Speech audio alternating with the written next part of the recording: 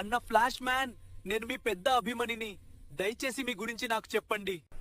Intentionally నేను ఇప్పుడు sound wave మీద పని చేస్తున్నాను. సౌండ్ వేవ్ అంటే ఏమిటి?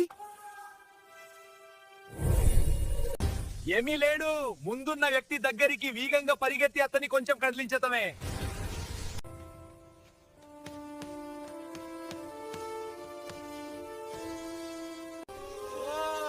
నాకు కూడా ఇది నేర్పండి. లేదు, ఇది నేను మాత్రమే చేయగలను.